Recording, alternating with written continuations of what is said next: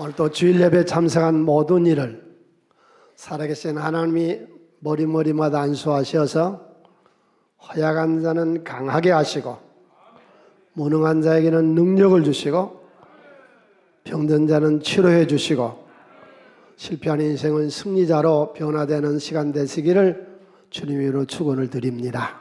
함께 기도합시다. 오늘 또 하나님의 말씀을 통해 내가 누구인지, 무엇을 가졌는지, 무엇을 할 수 있는지 알게 해주시옵소서. 이 시간 담대히 선포합시다. 내 마음은 지켜질 것이며 내 입의 말은 반드시 변화됩니다. 나는 절대로 인것 같지 않으며 오늘부터 새로운 생은 시작되어집니다. 나를 통해 나라와 민족이, 가정들이, 사람들이 복이 될 것이며 나는 오늘 반드시 변화돼서 돌아갑니다. 아멘.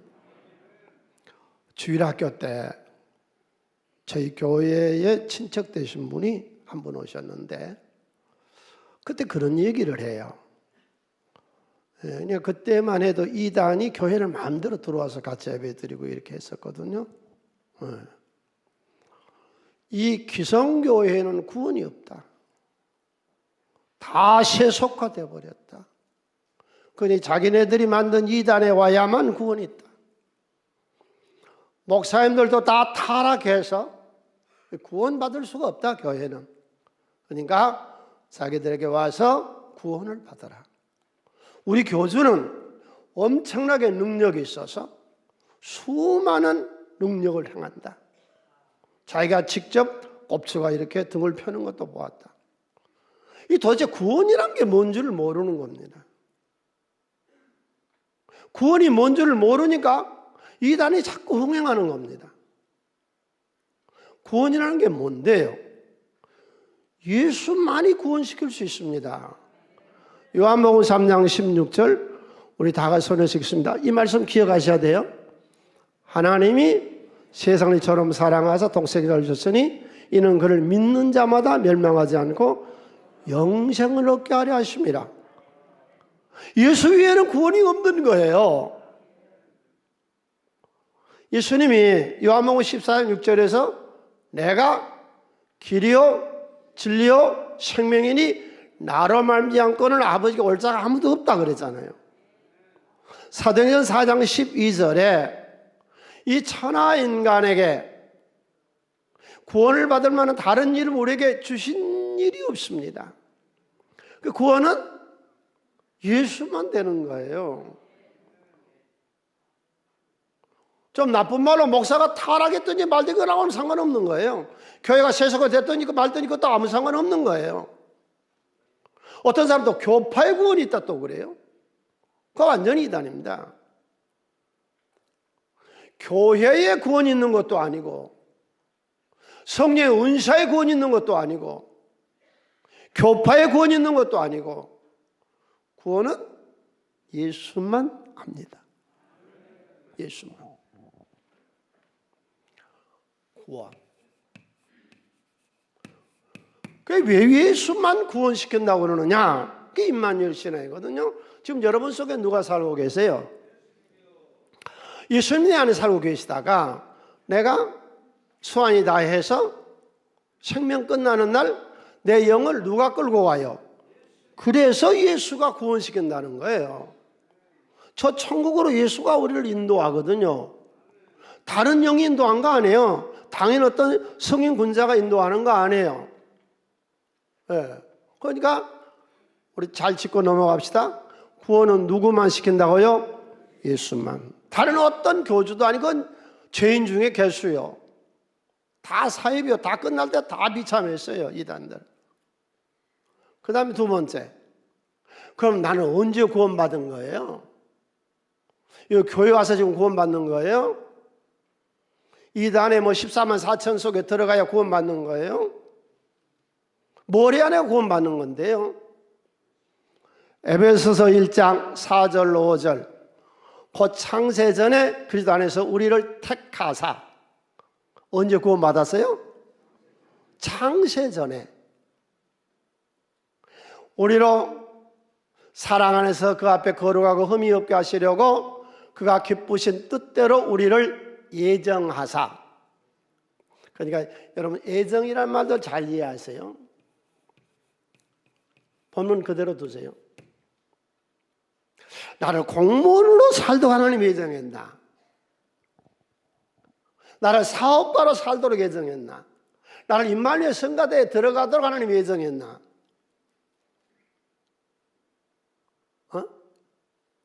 이 예정이란 말은 그런 말이 아니에요.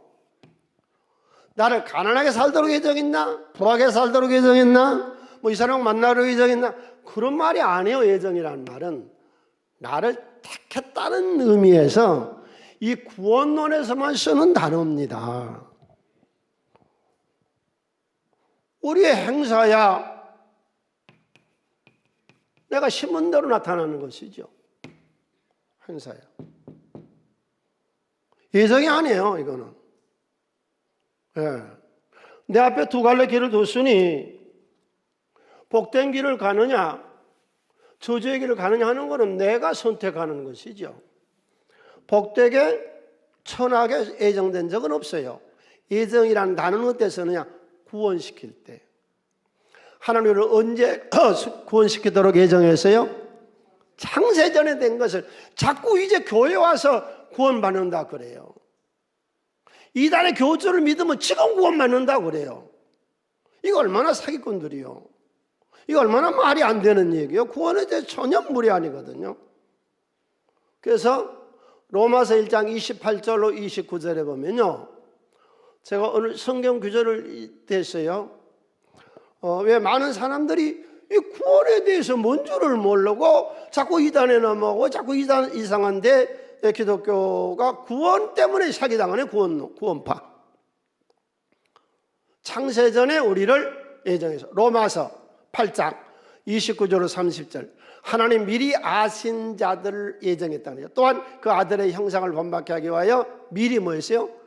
정해서 예정했어요.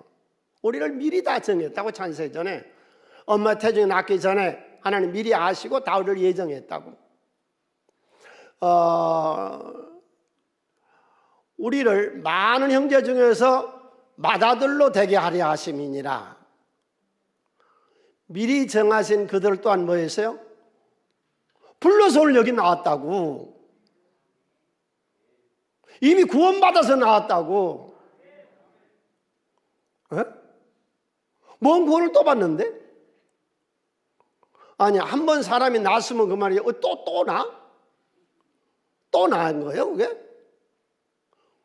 이 간단한 진리를 몰라요. 그러고 이단에 자꾸 속는 것이거든요. 불성교들 또한 의롭다. 예수 믿어서 의롭다. 의롭게 하시고, 그리고 영화롭게 우리의 우리를 하나님이 이 세상에서 거룩하게 하시고, 이름을 빛나게 하시고, 영화롭게 우리를 만드셨어요. 거룩하게 하시고, 세상에서 뛰어나게 하시고, 이름이 빛내도록 하셨다. 첫 번째, 구원은 누구를 받느냐? 두 번째, 언제 우리가 구원받았느냐? 언제 받았느냐? 불 받는 순간에 수련원에 올라가서 뭐 역사가 일어나는 순간에 천만에요. 그 다음에 세 번째, 구원은 인간이 그렇게 뭐 공부를 하고 성경을 공부를 하고 막 내가 원하고 헌금을 많이 드리고 희생하고 봉사하고 전도를 몇 명 하면 구원받느냐? 로마서 9장 16절. 그런지 원하는 자로 말미암도 아니에요. 다른 박질하는 자로 말미암도 아니에요. 오직 국민에 계신 하나님으로 말미암. 세 번째, 우리가 구원받는 인간의 노력이 아무것도 필요 없다는 겁니다.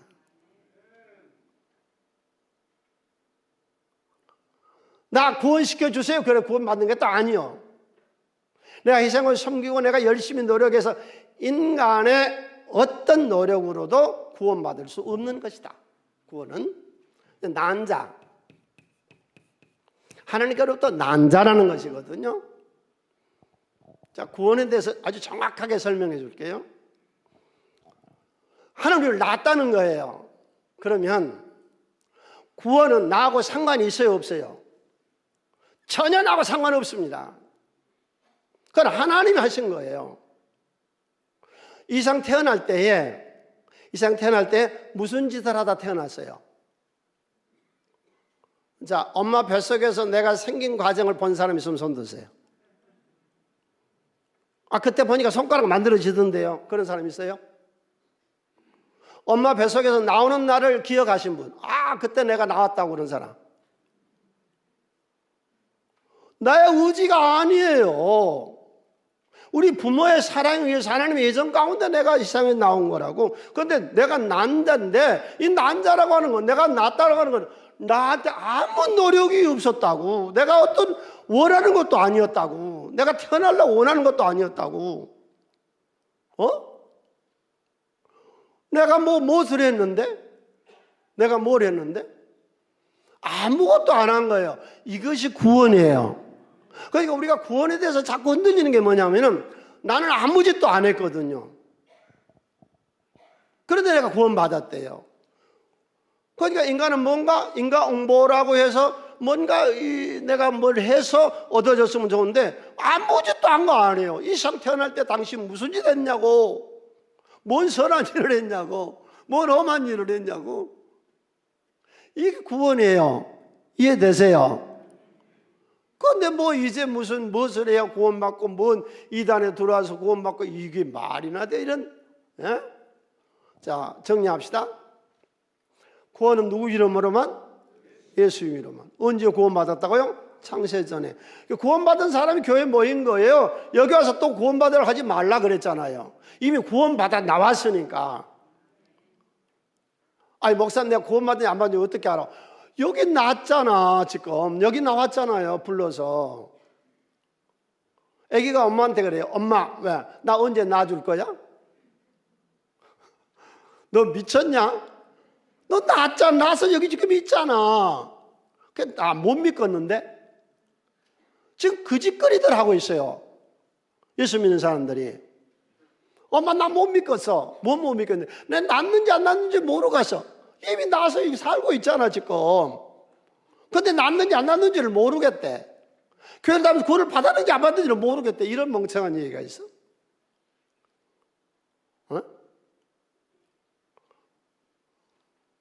구원이라고 하는 거는 나하고는 아무 상관이 없습니다.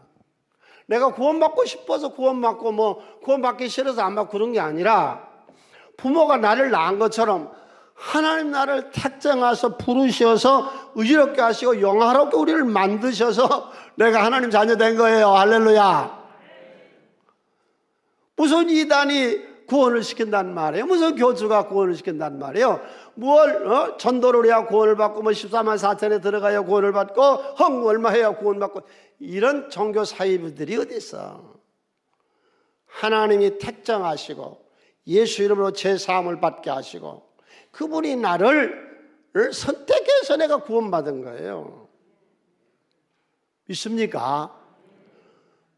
그래서 제가 그래요. 교회 와서 구원받으려고 하지 말고 구원받았으니까 진실하게 살자고요. 헌신하자고요. 열정적으로 하자고요. 하나님의 일에 헌신적으로 하자고요. 왜? 구원받았으니까. 그 다음에 진리가 뭐냐? 진리를 연구한다 그래요. 진리를. 그래서 도를 아십니까? 진리를 아십니까? 그리고 길거리에서 도를 따라가자 그러죠. 진리, 도가 뭐예요? 진리가 뭐예요? 내가 길이요? 진리요? 예수가 진리지 뭐가 진리예요? 내가 길이요? 진리요? 생명이라.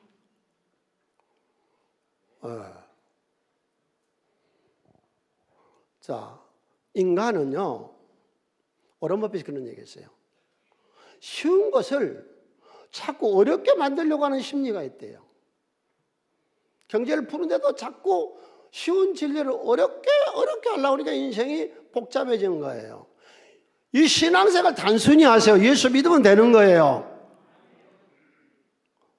인생 단순하게 해서 복잡하게 살지 말아요. 다 털어버려요. 자신 있게 삽시다. 쓸데없는 거 신경 쓰지 말고, 진리. 왜 자꾸 어렵게 만나냐고. 진리가 뭔데? 예수가 진리라는데, 예수 이름으로 구원받는다는데, 들어보세요. 90세 된 노인이 기억력이 희미해져. 글씨도 몰라. 아무것도 몰라. 난 몰라. 이 사람 주특기는 몰라. 난 아무것도 몰라. 근데 이 사람도 구원 받아야 돼, 안 받아야 돼요? 아무것도 모르고 기억력도 없고 아무것도 모르니까 구원 받아야 돼요, 안 받아야 돼요? 구원 받아야 되지요. 이 사람 구원 받아야 되죠. 자, 병원에서 지금 병상에 누워서요, 생명 왔다 갔다 해요. 아무것도 몰라요. 이 사람도 구원 받아야 돼, 안 받아야 돼요?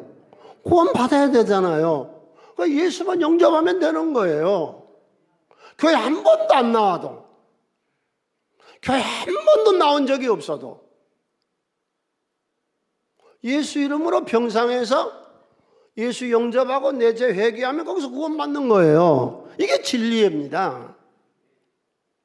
왜 진리를 자꾸 어렵게, 예수를 어렵게 믿으세요? 예. 그 진리란 게 뭐냐? 90세 된 노인이 글도 모르고 아무것도 몰라. 이 사람도 구원받아야 돼요. 예수 받아들이면 되는 거예요. 예. 그 다음에 자꾸 자기네들한테 와야 축복을 받는다 그러거든요. 이단들이. 또 교회에서도 이렇게 저렇게 하면 축복을 받고, 이렇게 저렇게 하면은 저주를 받고, 자꾸 그래 되는데, 오늘 우리가 보는 본문 27절, 28절에 보면, 하나님 우리 인간에게 뭘 주셨어요? 이미 복을 받았어요. 아멘. 이미 복을 받고 시작한 거예요. 복을 주시며 가라사대, 제일 처음에 하나님이 인간에게 복을 주시고 이런저런 걸 하라고 얘기하신 거예요. 신앙생활 잘하고 주일날 잘하고 뭘 잘하고 해서 복을 받는 거예요. 이미 복을 우리는 받았어요. 그걸 누리느냐 못 누리냐는 거는 내 책임이죠. 창세기서 12장 2절로 3절에 내가 너로 큰 민족을 이루고 내게 복을 줘 내 이름을 창대하게 하리니 너는 복이 된대요. 우리가 이미 복을 다 받은 거예요. 이단을 섬기고 뭘 하고 해서 된 게 아니고 이미 복을 받은 상태에서 우리가 사는 겁니다. 너를 축복하는 자에게 내가 복을 내리고 너를 저주하는 자에게 내가 저주하리니 땅의 모든 족속이 너로 말미암아 복을 얻을 것이라 하신지라. 창세기 15장 1절에 하나님 우리의 방패시요 우리의 복이다, 상급이다, 하나님이. 그러니까 이미 축복은 다 받아서요. 축복이 뭔데요? 자꾸 예수 믿고 복 받으려고 하지 마라, 그런 얘기 너무 많이 들어요. 이게 무엇이 복인 줄을 모르니까 복 받지 말라고 하는 거예요. 복이 뭔데요? 하나님이 축복이지요. 하나님 안에 모든 것이 다 되는 것이죠. 아멘. 자, 나는 누구예요? 나는 누구요? 내가 5가지로 한번 정리합니다. 내가 누군가? 첫 번째, 이사야서 43장 10절. 나 여호와가 말하노라 너희는 나의 증인 나의 종으로 택함을 입었나니. 원래 하나님이 일꾼으로 선택했어요. 아세요? 그냥 예수 믿으라고 선택한 거 아니라고. 부귀영화 무병장수 누리라고 선택한 거 아니라고. 하나님이 쓰시려고 선택한 거예요. 회사에 입사하는데 괜히 입사해요. 시켜줘. 대학교 들어가는데 대학 시험이 좋은데 어렵잖아요. 왜? 좋은 학문 가르치려고. 하나님이 난 선택해서 오늘 여기다 앉혀놨어요. 뭐 하려고? 나의 종으로 택함을 입었어요. 이 진리를 배우세요, 여러분. 진리를 아세요. 내가 누군 줄 알아야 돼. 나 하나님 일꾼으로 선택받았다고. 넌 뱅이가 아니요. 너 뱅이 뭐하러 선택했겠어요? 두 번째로 에스겔 3장 17절 인자야 내가 너를 이스라엘 족속의 파수꾼으로 세웠으니 너는 내 입의 말을 듣고 나를 대신하여 그들을 깨우치라. 굉장히 시건방진 소리요. 크게 외쳐요. 한국 기독교는 이 민족을 책임져야 된다. 아멘. 교회가 이 민족을 책임져야 돼요. 오늘 또 1000만의 사람이 모여서 예배 드리는 집단이 어디 집단이요? 교회밖에 없어요. 어디가 이런 집단이 있냐고. 교회가 이 민족을 책임져야 돼요. 우리나라는 이 교회의 부흥을 위해서 힘써야 돼요. 그래야 일주일에 한 번씩 모여서 얘기하죠. 이 국가의 적을 얘기하는데 우리 국가의 적, 대한민국의 적은 뭐예요? 여러분, 이건 세상 모든 사람들이 다 들어야 되는데 우리나라의 적은 북한이 아니에요. 베트남이 공산화될 때 내가 그 현장에 있었다고. 중국의 못됐던 군대에게 장개석이가 패하고 타이페이에 와서 그가 첫 번째 했던 일이 뭔지 아세요? 나라의 우리 대한민국의 제일 큰 적은 부정부패입니다.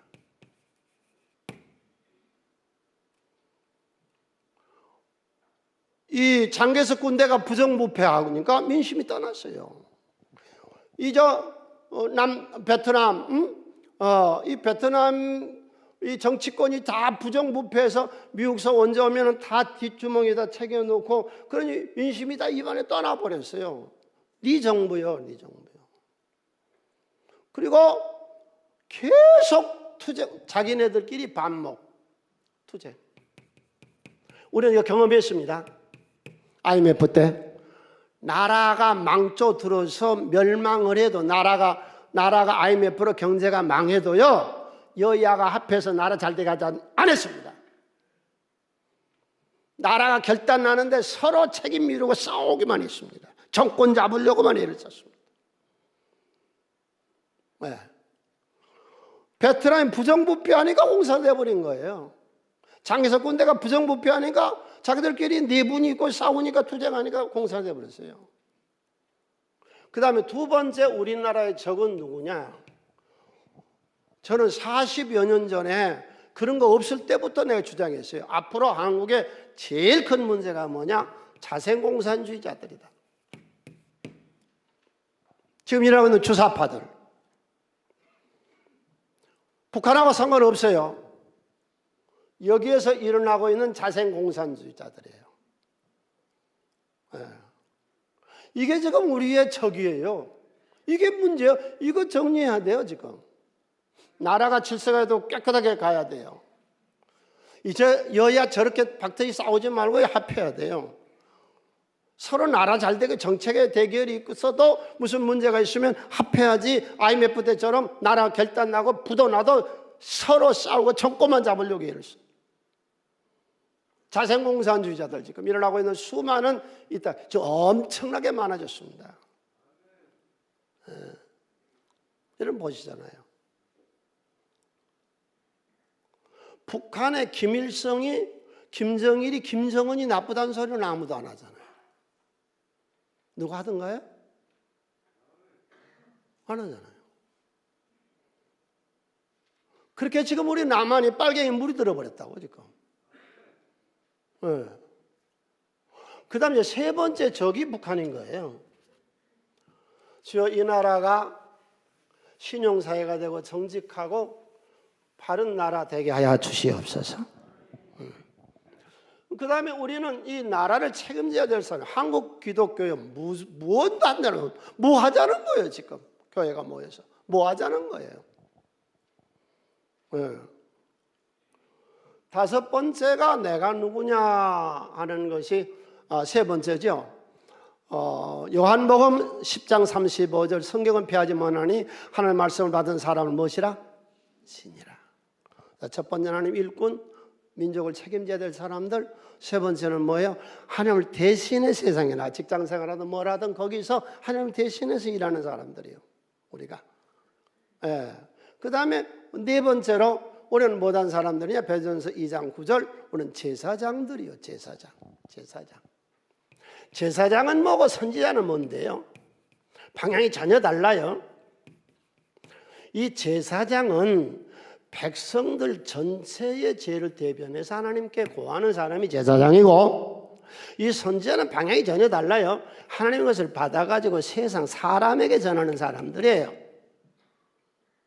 이건 하나님께 아뢰는 것이고 이건 사람에게 전하는 거예요.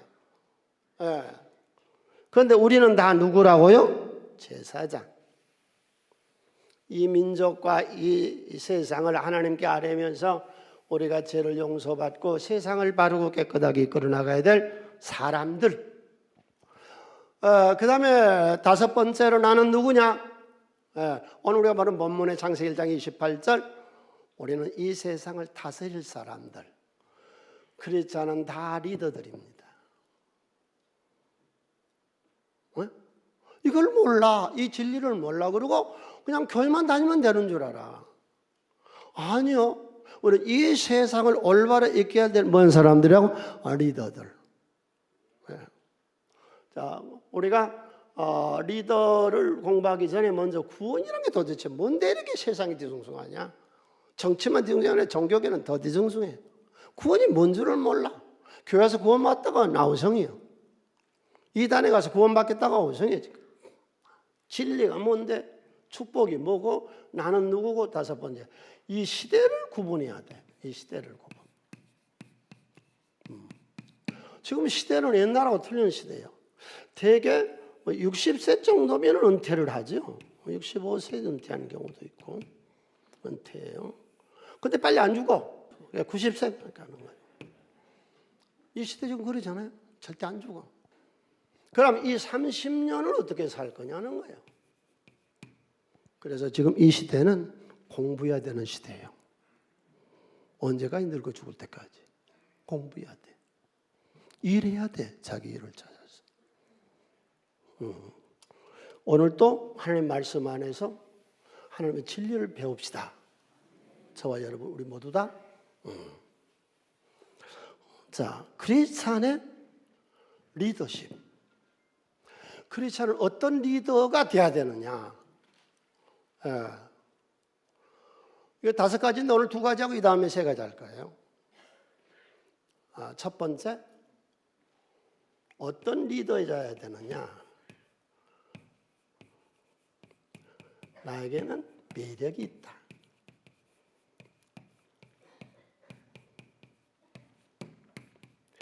자, 권위 시대는 떠나가고 매력 시대가 왔습니다. 하버드 대학의 비즈니스 스쿨에서 미래 새로운 경쟁 코드로 미래의 이 매력을 내세웠습니다. 예수님은 매력이 있으니까 주위에 수만 명이 몰려듭니다. 셀 리더들 매력만 있으면 수만이 몰려듭니다.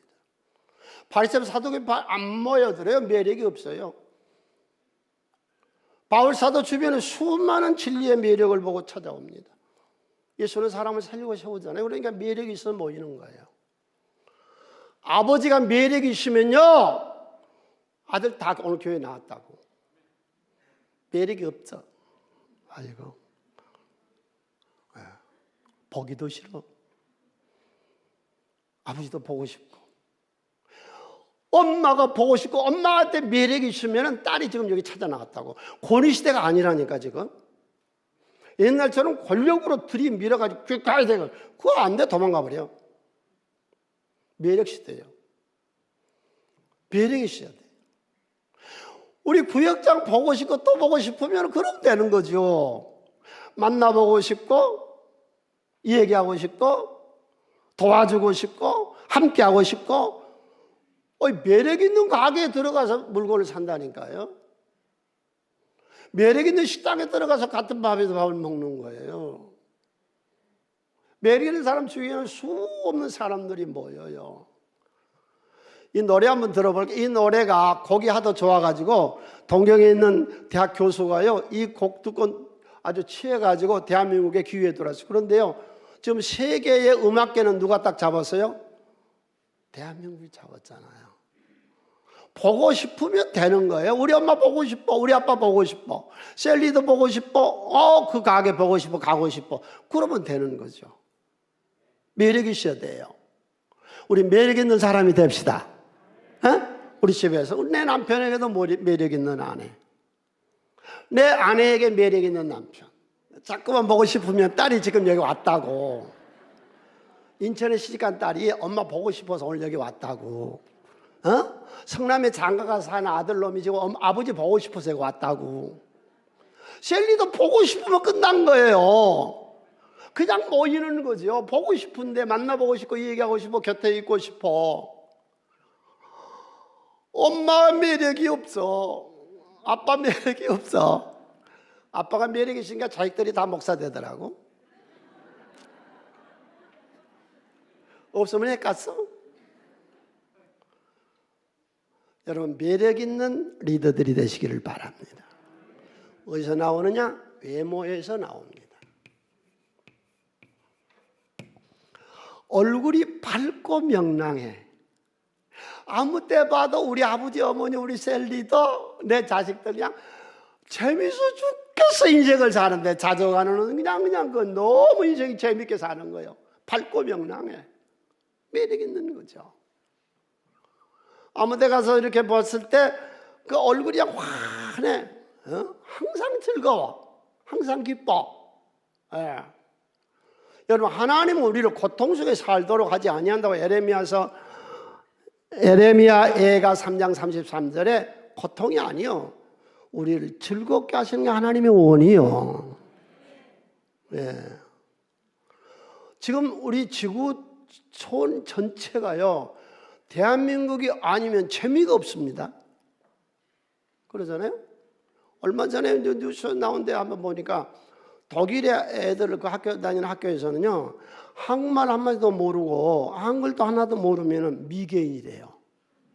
지금 우리만 몰라요. 예, 카나다 초등학교에서요, 그저 군대에 들어간 그 애들 있잖아요. 그 누군지 모르는데 그 외로 왜 군대 보내느냐고 지금 카나다 초등학교 학생들이 근심이 많대요. 예? 그런데 걔들 보세요. BTS나 블랙핑크나 그들의 그 브랜드를 보세요. 얼굴 환. 걔들 나 그거 막 웃고 춤추는데 걔들 무진장 고통당하고 있습니다. 몸 그걸 유지하느라고요, 라면 한 그릇 제대로 못 먹습니다. 5년 동안 예술을 못하고 연습하고 지금 나온 거거든요. 네, 그런데 얼굴이 환하잖아요. 외모가, 헤어스타일이, 의복이 그냥 현대 최고의 브랜드로 뛰어나오니까 사람들에게 매력 있는 거예요. 여러분, 주일날은 제일 좋은 옷을 입고 나오세요. 제사장 옷도 보세요. 왜 하나님은 저 제사장한테 저런 애복을 만들도록 했을까요? 매력이 있어야 되니까. 의복을 따로 하잖아요. 저렇게 의복을 따로.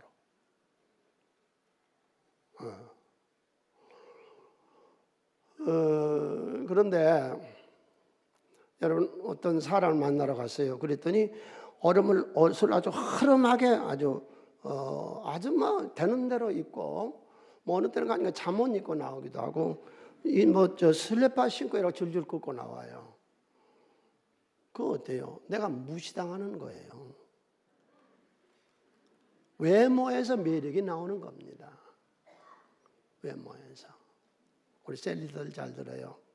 이 세상 이끌 모든 분들 잘 들어요. 두 번째, 어디서 매력이 나오느냐? 말에서 나오는 거예요. 친절하고도 겸손한 말. 말에서 나오는 거예요. 말에서. 누추한 말, 더러운 말, 정치 얘기, 남 비방하고 남 헐뜯는 말, 칭찬과 격려의 말. 오랜만에 아기가 왔어요. 장가가고 시집가 살다가 몇 년 만에 와서, 너 말 왔냐?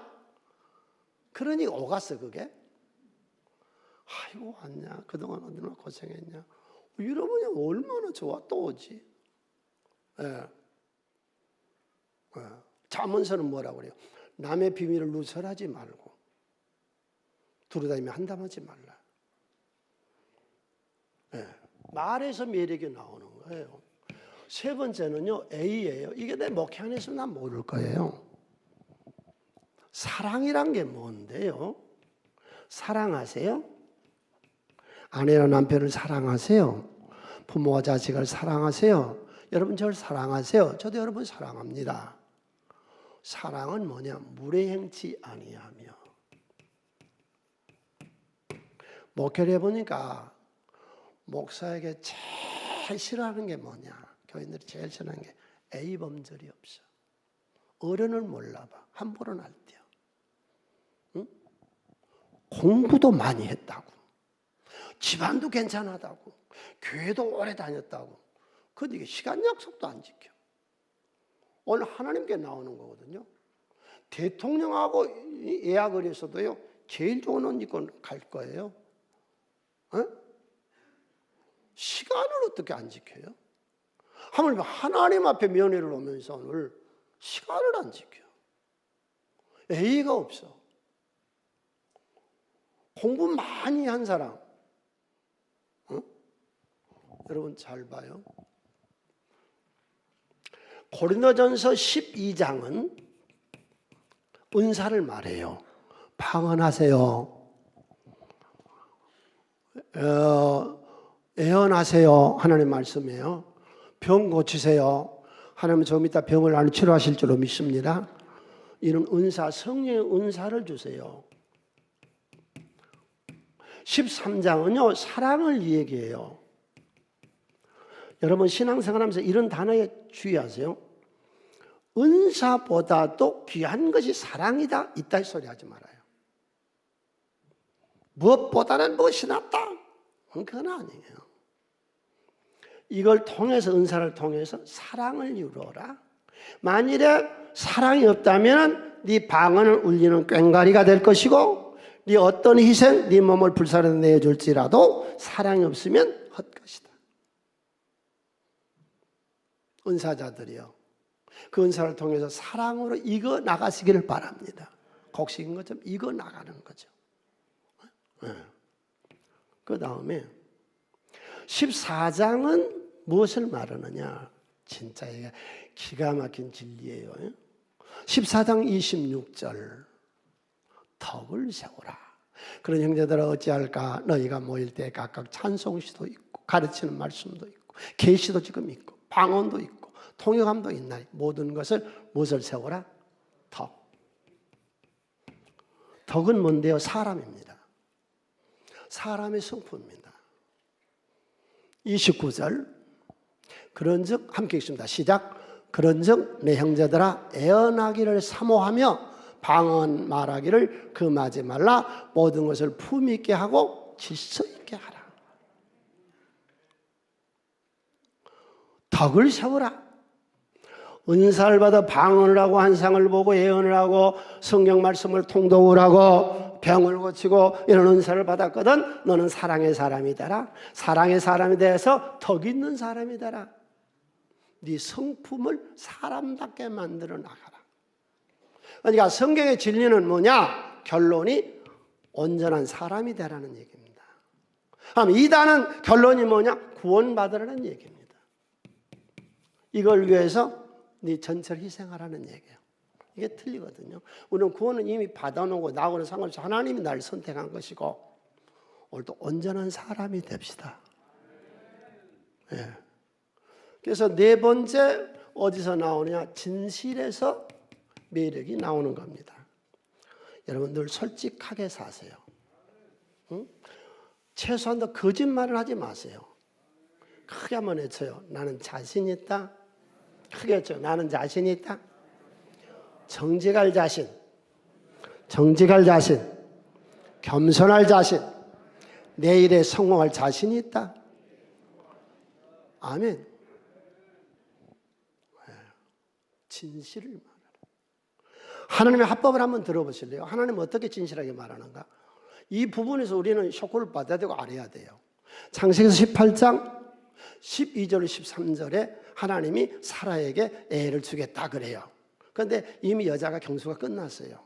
그래서 애 낳을 수 없는 몸이에요. 그래서 사라가 속으로 웃어요. 이르되 내가 노시하였고 내 주인도 아브람도 늙었으니 내게 무슨 즐거움이 있으리요. 이게 사라의 얘기예요. 이 사라의 얘기를 듣고 하나님의 합법을 들으래요. 하나님이 오늘 또 여기 와서 배워야 돼요. 하나님이 아브라함에게 가서 얘기를 해요. 뭐라고 얘기를 하느냐? 여호와께서 아브라함에게 이르시되 사라가 왜 웃음에 이르기를 내가 늙었거늘 어떻게 아들을 낳으려 하느냐? 뭐가 빠졌어요? 뭐가 빠져? 하나님 합법에 뭐가 빠졌어요? 내 영감탱이도 늙었어. 그 말 빼버렸어. 뭐이 진실인데? 안 좋은 건 빼버리고 살자고. 하나님 합법이요. 사라 그랬잖아요. 나도 늙었고 내 남편도 고주망태 다 늙어서 쓸모없는 인간이 됐는데 그러니까 하나님 그 말은 싹 빼버리지 마라. 우리 집에서 내 직장에서 얘기를 할 때에 진실을 얘기한다고 쓸데없는 얘기까지 해서 남 이간질하지 말자고. 5번째, 좋은 퍼스널리티. 나의 퍼스널리티, 독특한 개성.